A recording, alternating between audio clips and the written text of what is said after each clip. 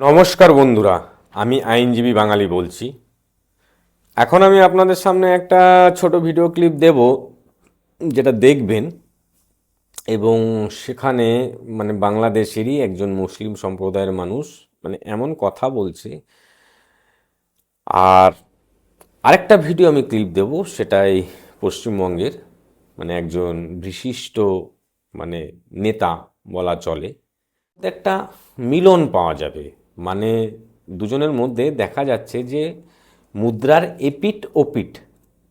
তো আগে ভিডিওটা দেখুন, তারপরে আমি সেটাকে বিশ্লেষণ করব মুদ্রার এপিঠ আর ওপিঠ। তো চলো শুরু করা যাক। ভারত ভাঙার জন্য বিজেপি আর মোদি এনাফ, কিন্তু আমরা আমাদের হিস্টোরিক্যাল রোল প্লে করতে পারছি কিনা? যেই হিন্দুস্তান নামক রাষ্ট্র রক্ত দিয়ে মুসলমানরা তৈরি করেছে, আজকে সেখানে তাকে অপর করে ফেলা হচ্ছে, তাকে মসজিদে নামাজ পড়তে দেওয়া হচ্ছে না। ভারত ভাঙার জন্য বিজেপিরা এনাফ না, ভারত ভাঙার জন্য বিজেপিরা এনাফ নয়। ভারতীয় জনতা পার্টি আছে বলে, যার জন্য হিন্দুরা সুরক্ষিত আছে, এটা মানতে হবে। এবং আপনি যেটা বলছেন যে আমাদের হিস্টোরিক্যাল রোল যদি প্লে করি, কি বলতে চাইছেন? হিস্টোরিক্যাল রোল বলতে গেলে ঐতিহাসিক একটা অভিনয়। হিস্টোরিক্যাল রোলের মধ্যে কি কি পড়ে? সেই মুঘল সাম্রাজ্যের সময় ঔরঙ্গজেবের কথা বলছেন, সেই সময়ের কথা বলছেন? হিস্টোরিক্যাল রোল, হিস্টোরিক্যাল রোল কিন্তু হিন্দু সম্প্রদায়ের মানুষদের মধ্যেও কিন্তু আছে, হিন্দু রাজাদের মধ্যে আছে। যখন ভারতবর্ষ মুসলিমরা আক্রমণ করেছিল সবার প্রথম সর্বোপরি, সেই সময় হিন্দু রাজারা কিন্তু হিন্দু রাজা, বুঝেছেন, সম্রাট, দয়া মায়া ছিল, প্রথমেই হারিয়ে দেয় বাট ছেড়ে দেয়। এটা হচ্ছে ভুল, বাট এখন সে ভুলটা হবে না। ওই জন্য হিস্টোরিক্যাল প্লে এ কথা বলবেন না। আর একটা বাজে গুজব ছড়াচ্ছেন না, যে এমনই বাজে গুজব ছড়াচ্ছেন যে ভারতবর্ষে মসজিদে, বিশেষ করে পশ্চিমবঙ্গে মসজিদে মুসলমান সম্প্রদায়ের মানুষরা নামাজ পড়তে পারছে না। এরকম বাজে গুজব কেন ছড়াচ্ছেন? কোনো মসজিদে তো বলা হয়নি নামাজ পড়া যাবে না, প্রত্যেকটা মসজিদেই কিন্তু নামাজ পড়ছে। তো এই সমস্ত বাজে গুজব ছড়িয়ে আলটিমেটলি কি হচ্ছে বলুন তো? লাভের লাভ কিছু হচ্ছে না।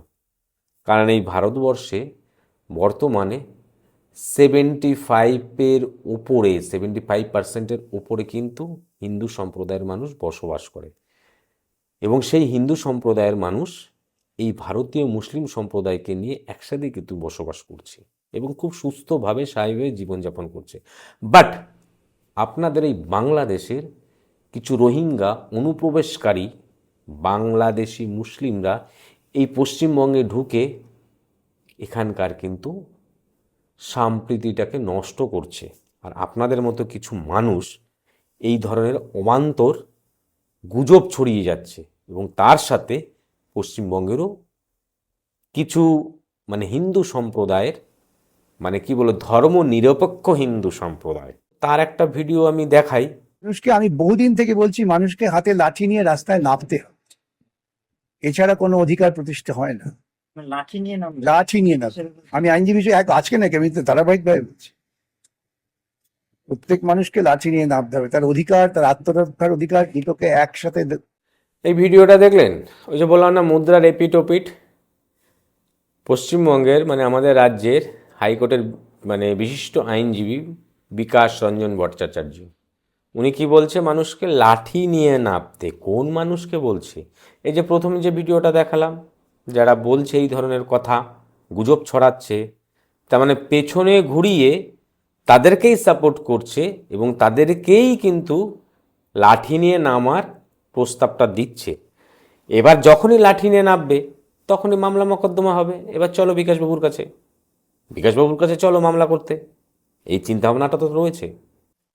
আমি বললাম না, মুদ্রার এপিঠ ওপিঠ। এই যে সেকুলার, এই সেকুলার কথাটা বলছি, অনেক সেকুলার হয়তো খারাপ লাগবে আপনাদের আশা করি খারাপ লাগলে কিছু করার নেই আমার। তার কারণ হচ্ছে সেকুলার মানে কি ধর্ম নিরপেক্ষ। আপনারা ধর্ম নিরপেক্ষ চিন্তাভাবনা করেন, তা ধর্ম নিরপেক্ষ যদি চিন্তাভাবনা করেন তাহলে আপনারা ঘুরিয়ে সেই তাদের পেছনেই কিন্তু সাপোর্ট দিচ্ছেন। তার কারণ আপনাদের পায়ের তলার মাটি সরে গেছে, মাটি নেই, যার জন্য বিকাশ রঞ্জন ভট্টাচার্যের মতো একজন সিনিয়র আইনজীবী বলছেন যে লাঠি নিয়ে নামতে। কাদেরকে বলছেন? তার কারণ হচ্ছে এই ভারতীয় জনতা পার্টি আরএসএস এর আদর্শকে মেনে চলে।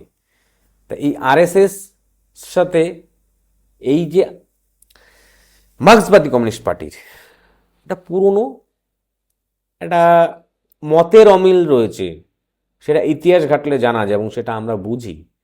কাজে বিকাশ রঞ্জন ভট্টাচার্য অনেক কিছু কথা বলছে, যেমন ওই যে বন্দে মাতরম গানটা গাওয়া যাইবে না, তাই নিয়ে উনি হাইকোর্টে মামলা করেছেন যে মুসলিমরা কেন বন্দে মাতরম গাইবে। আগে 2পন্থী 6পন্থী কী সব পন্থীর ব্যাপার অনেক কিছু ছিল, সেই সমস্ত ব্যাপারগুলো ছিল। তো সুতরাং ধর্মনিরপেক্ষ ভারতবর্ষ ধর্মনিরপেক্ষ দেশ এবং বাংলাদেশে ধর্মনিরপেক্ষ দেশ নয়, এবং বাংলাদেশে হিন্দু সম্প্রদায়ের মানুষদের যা অবস্থা তৈরি হয়েছে সেই জায়গা দাঁড়িয়ে এনাদের একটাও মুখ থেকে কোনো কথা বেরোয় না, কথা বেরোবেও না। এরা শুধু এই পশ্চিমবঙ্গে এই রাজনীতিটা খেলাটা খেলেছে। কিন্তু এই যে বললাম না মুদ্রার এপিট ওপিট, এটা কিন্তু পশ্চিমবঙ্গের বাসিন্দারা হিন্দু সম্প্রদায়ের মানুষরা কিন্তু বুঝে গেছে, এবং পশ্চিমবঙ্গের মানে বাঙালি মুসলিম ভারতীয় মুসলিমরাও কিন্তু বুঝে গেছে। তো সুতরাং আশা করি সকলেই বুঝতে পারছেন। আর এই যে ভদ্রলোক যে প্রথম যে ভিডিওটা দেখালাম, উনি আবার একটা কথা বলছে, বাবা এই কথাটা শুনে তো আবার একটু মানে অদ্ভুত টাইপের লাগছে। এই কথাটা একটুখানি একটু শুনুন। হিন্দুস্তান নামক রাষ্ট্র রক্ত দিয়ে মুসলমানরা তৈরি করেছে, আজকে সেখানে তাকে অপর করে ফেলা হচ্ছে, তাকে মসজিদে নামাজ পড়তে দেওয়া হচ্ছে না।